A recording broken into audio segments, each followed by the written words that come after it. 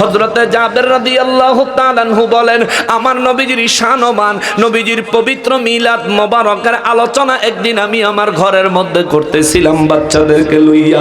আমার নূর নবীজি রহমাতুল লিল আলামিন বাহিরে হযরতে জাবের রাদিয়াল্লাহু তাআলা আনহুর বাড়ির গেট মোবারকে আমার নূর নবীজি এসে দাঁড়াইছে।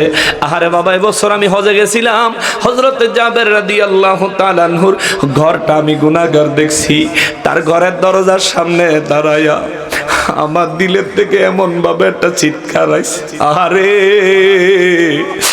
আমার দয়াল নবীজি এখানে কোন জায়গায় যেন দাঁড়াইছিল, কোন জায়গায় যেন আমার নবীজি দাঁড়ায় দাঁড়ায়। হযরতে জাবের রাদিয়াল্লাহু তাআলা আনহুর জবানে আমার নূর নবীজির মিলাদুন নবীর আলোচনা হচ্ছে। ঘরে জাবের রাদিয়াল্লাহু বাচ্চারে বিবিরে লইয়া সন্তানাদি লইয়া আমার নবীজির মিলাদুন নবীর বয়ান করতেছেন। আমার নবীজি ঘরের বাইরে দাঁড়ায় রয়েছে। কিছুক্ষণ বয়ান করার পরে হযরতে জাবের রাদিয়াল্লাহু তাআলা আনহুর সঙ্গে সঙ্গে বয়ানটা থামায়া দিলেন, চুপ হয়ে গেলেন। বিবি কয়, স্বামীরে আমার থামলেন কেন, বলেন না। নূর নবীজির মিলাদের বর্ণনা বড় ভালো লাগে। বাচ্চাগুলো কয়, আব্বা গো, ও আব্বা, নূর নবীজির মিলাদের কথা বড় ভালো লাগে, বলেন না, বলেন না। হযরতে জাবের রাদিয়াল্লাহু দুই চোখের পানি ছাইড়া দিয়া কয়, বাবা রে, যেই নবীর মিলাদের আলোচনা করতেছি আমার দিল সাক্ষী দেয় আমার নূর নবী আমাদের আশেপাশেই আছে। জোরে কন্যা সুবহানাল্লাহ। জাবের রাদিয়াল্লাহু ঘর থেকে সালাম দিলেন, আসসালাতু ওয়াসসালামু আলাইকা ইয়া রাসূলুল্লাহ। ও গো নূর নবীজি, আশেপাশে যেখানেই থাকেন না কেন গো, হুজুর আমি জাবের আপনার নুরানি কদম মোবারকে আরজি রাখি, দয়া করে আমার ঘরে একটু তাশরীফ আনেন। আমার নবীজি বাহির থেকে সালামের জবাব দিলেন। জাবের রাদিয়াল্লাহু দরজা খুলে দিলেন। আমার নবীজি জাবের রাদিয়াল্লাহর ঘরে, ও বাবা শোনেন, আমাদের দেশে মিলাদুন নবীর ওয়াজ করলে, মিলাদুন নবীর পক্ষে কথা বললে কত হুজুর বেদাত কয়, কত হুজুর হারাম কয়, কত হুজুর শিরিক কয়। শোনেন, জাবের রাদিয়াল্লাহু তাআলা আনহু সাহাবী হইয়া আমার নবীর মিলাদুন নবীর ওয়াজ করলেন পরিবারের সাথে। আমার নবীজি তার হুজরার সামনে এসে দাঁড়ালেন। তিনি নবীজিকে ডাক দিলেন, ইয়া রাসূলুল্লাহ, দয়া করে আমার হুজরায় একটু তাশরীফ আনেন। আমার নবীজি জাবের রাদিয়াল্লাহু তাআলা আনহুর ঘরে প্রবেশ করবেন। ডান কদম মোবারক দিয়া আমার নবীজি সমানভাবে জমিনে পাও ফালায় না। আমার নবীজি পায়ের বৃদ্ধাঙ্গুলির উপর ভর করে করে এক পা দুই পা করে করে আমার নবীজি জাবের রাদিয়াল্লাহু তাআলা আনহুর ঘরের ভিতরে প্রবেশ করতেছেন। বৃদ্ধাঙ্গুলির উপর ভর করে। পুরা বডি যদি পায়ের বৃদ্ধাঙ্গুলির উপরে উঠায় আরাম লাগবে না, কষ্ট লাগবে? জাবের রাদিয়াল্লাহু তাআলা আনহু আমার নবীর খেদমতে দাঁড়ায় কয়, নবী গো, ইয়া রাসূলুল্লাহ, আমি জাবেরের ঘরে কোনো নাপাকি আসেনি। আমার নবী বললেন, না রে জাবের, হুজুর তাইলে এত কষ্ট করে কেন আপনি কদম মোবারক না ফেলে শুধুমাত্র বৃদ্ধাঙ্গুলির উপর ভর করে করে কেন আমার ঘরে প্রবেশ করছেন? আমার নবী বলেন, জাবের রে জাবের, তুমি আমি নবীর মিলাদুন নবীর ওয়াজ করতেছিলা, তুমি দেখতাছ তোমার বিবি তোমার সন্তানেরা আমার মিলাদুন নবীর বয়ান শুনতেছে, কিন্তু আমি নবী দেখতেছি আল্লাহ পাকের অগণিত রহমতের ফেরেশতা।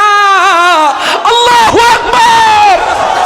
আল্লাহর অগণিত রহমতের ফেরেশতা জাবের তোমার ঘরের কানায় কানায় পূর্ণ হয়ে গেছে। আল্লাহু আকবার!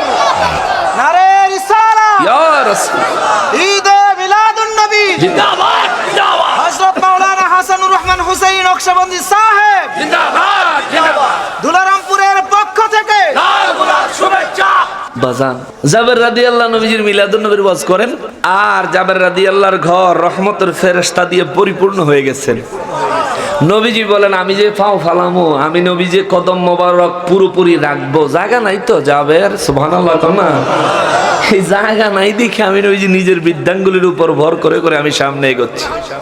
আমার ওই নূর নবী রহমাতুল লিল আলামিন, যার শানে ওয়াজ করলে রহমতের ফেরেশতা নাজিল হয়, ওই নবী কি আমার মতো? আমি কি ওই নবীর মতো? ওই নবীর মতো কেউ হতে পারে? ওই নবীর মতো কাউকে আল্লাহ বানায়? নবী আমার রাহমাতুল লিল আলামিন। সাহাবীদেরকে ডাইকা কয়, সাহাবীরা রে, ও সাহাবীরা শোনো, আদম নবী, ঈসা নবী, মুসা নবী, ইব্রাহিম নবী, সব নবীদের মর্যাদা ঠিক আছে, কিন্তু আমি হলাম হাবিবুল্লাহ। হুজুর, ইয়া রাসূলুল্লাহ, আদম নবীর লকব হলো সফিউল্লাহ। মনোযোগ দেন, কেন নবী আদম নবীর মতো না? আদম নবী কেন আমার নবীর মতো না? অন্যান্য নবীদের মর্যাদা তুলনা ওজন কেন আমার নবীর সাথে করা যাবে না? নবীজিকে সাহাবীরা বলেন, হুজুর, আদম নবীর আল্লাহ সফিউল্লাহ মর্যাদা দিলেন, মুসা নবীর কালিমুল্লাহ, ঈসা নবীর রূহুল্লাহ, ইব্রাহিম নবীর খলিলুল্লাহ, ইয়া রাসূলুল্লাহ আপনাকে দিলেন হাবিবুল্লাহ। এই সব কিছুর মধ্যে হাবিবুল্লাহর মর্তবা কি? হাবিবুল্লাহর মর্যাদা কত? হাবিবুল্লাহর মর্তবা কত? আমার নবী বলেন, সাহাবায়ে কেরাম তাইলে শোনো, শোনো রে। সমস্ত সাহাবায়ে কেরাম বলেন, জি ইয়া রাসূলুল্লাহ। আমার নবী বলেন, আমারে আল্লাহ হাবিবুল্লাহ বানাইছে। শোনো শোনো শোনো, হাসরের ময়দানে সর্বপ্রথম আমি নবী উঠবো। আমরা সব কবরে আমার নবীজি বলেন, আমি সর্বপ্রথম উঠব। হাসরের ময়দানে আমার হাতে আল্লাহর প্রশংসার পতাকা থাকবে। সুবহানাল্লাহ।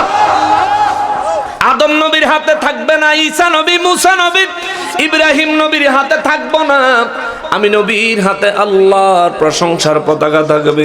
আমার নবী বলেন, এই প্রশংসার পতাকা লইয়া আমি নবী রাহমাতুল লিল আলামিন আল্লাহর প্রশংসা করতে থাকব।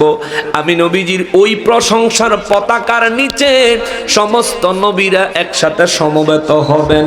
এমনকি আমি নবীজির কদম মোবারকের নিচে আইসা সমস্ত নবী রাসূলরা দাঁড়াইবেন। সুবহানাল্লাহ। তিরমিজি শরীফ 3616 নম্বর হাদিস, মেইন কিতাব। আর আমগো ছেলেরা কালকে যায় মনে আছে মোবাইলের ওই অ্যাপের ভিতরে বিছরাইব। অ্যাপস যারা বানাইছে এগুলি বেয়াদফেরা নবীজির সম্মানের অনেক হাদিস কেটে দিছে, অনেক হাদিস তারা কেটে দিছে। মেইন কিতাব দেখবা, যদি তুমি না বুঝো না থাকে তাহলে ওই যে আমগো হুজুর রফিক ভাই আছে, আমার আবু হানিফ ভাই আছে, আমগো কি নাম, হ্যাঁ গোলাম সামদানি আছে, বা যারা আলেম আছে কিতাব পড়তে পারে, যাদের কাছে কিতাব আছে এদের কাছে যাইবেন। আর যদি কেউ না পারে তাহলে আমার লগে যোগাযোগ করেন, আমি একদিন আইয়া আপনার দেখাই দিয়ে যাবো ইনশাআল্লাহ। তিরমিজি শরীফ কিতাব লয়ে মনে। নবী আমার রাহমাতুল লিল আলামিন কয়, হাসরের ময়দানে আমি নবীর হাতে আল্লাহর প্রশংসার পতাকা থাকবে। আমি রাহমাতুল লিল আলামিন আল্লাহ পাকের প্রশংসা করতে থাকবো। আদম থেকে ঈসা নবী পর্যন্ত সব নবীরা ভয়ে কাঁপবে, ইয়া নাফসি বলবে। সবাই আমি নবীজির কদম মোবারকের নিচে এসে দাঁড়াবে। শোনো শোনো শোনো, আদম নবী সফিউল্লাহ হতে পারে, মুসা নবী কালিমুল্লাহ, ইব্রাহিম নবী খলিলুল্লাহ, ঈসা নবী রূহুল্লাহ হতে পারে, কিন্তু আমি নবী হাবিবুল্লাহ। তাদের সাথে আমার পার্থক্য দেখো।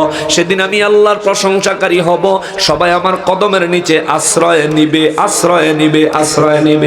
এখানে শুধু শেষ নারী, হাসরের ময়দানে আমি নবী সর্বপ্রথম সুপারিশ করব। আল্লাহু আকবার।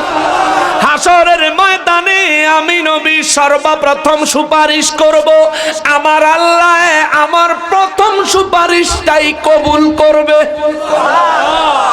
আমার নবী সুপারিশ করবেননি? নবীজি বলেন, রব্বুল আলামিন আমারে প্রস্তাব দিলেন, হাবিব অর্ধেক উম্মত বিনা হিসাবে বিনা আযাবে জান্নাতে দিয়ে দিব, বাকি অর্ধেকের হিসাব নিব। এই প্রস্তাবে আপনি যদি সম্মত থাকেন হুজুর, তাইলে আপনি দয়া করে শাফাতের দায়িত্ব না নিয়া এই প্রস্তাব গ্রহণ করেন। আমার নবী রাহমাতুল লিল আলামিন বলেন, আল্লাহ গো, ও আমার আল্লাহ, আমি আমার অর্ধেক উম্মত বিনা হিসাবে বিনা আযাবে জান্নাতে যাক এইটা চাই না, আমি নবী শাফাতের দায়িত্ব চাই। চিৎকার দিয়া কোন সুবহানাল্লাহ। জিবরাইল আমিন ওহী নিয়ে আসলেন। জিবরাইল আমিন আমার নূর নবীজির কয়, নবী গো, ব্যাপারটা কেমন হইয়া গেল না?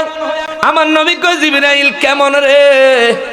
বলে হুজুর অর্ধেক উম্মত আল্লাহ বিনা হিসাবে বিনা আযাবে যদি মাফ করে দিত ভালো ছিল না? আর মাত্র 40 কাতার।